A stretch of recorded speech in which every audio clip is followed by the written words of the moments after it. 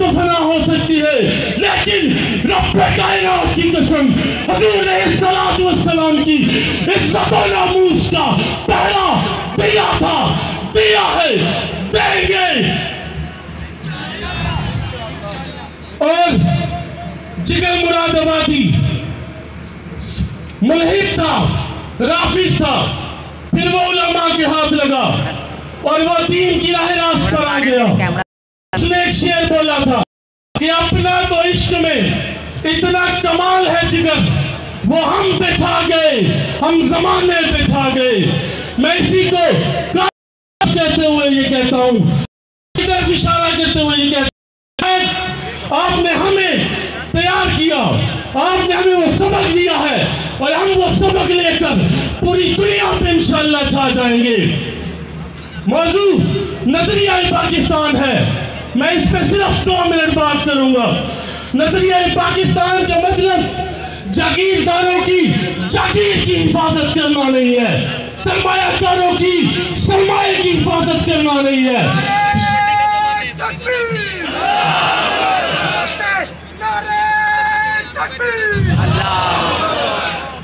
یہاں پر میرے دوست کشمیر سے بھی تشریف لائے ہیں، میں پورے پاکستان کا ذکر کروں یا نہ کروں کوئی بات نہیں، لیکن اگر میں کشمیر کا ذکر نہ کروں تو خدا کی قسم میں اپنے ساتھ غداری کروں گا۔ میں کشمیر کے لوگوں کا ذکر کرتے ہوئے آج کے حکمرانوں کو یہ کہتا ہوں کہ حکمرانوں سنو، اگر تم 1400 سال پرانی بات نہیں سنتے، نہ سن، شاید تجھے اس سے تکلیف ہوتی ہے، تو قائد اعظم کی بات ہی سن لے۔ قائد اعظم نے کہا تھا کہ کشمیر پاکستان کی شارد ہے، تو آج کے حکمرانوں قائد اعظم کی بات ہی مان لو۔ نظریہ پاکستان کسی سرمایہ کی حفاظت کرنا نہیں ہے۔ میں اگر اس سے بڑھ کر بات کروں تو یہ کہوں گا کہ نظریہ پاکستان کا مقصد مسجدیں بنانا بھی نہیں ہے۔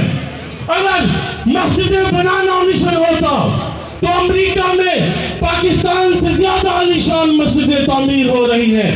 نظریہ پاکستان کا مطلب یہ ہے کہ ہمیں اس نظام کو تبدیل کرنا ہے، اور اس نظام کو کیسے تبدیل کیا جا سکتا ہے؟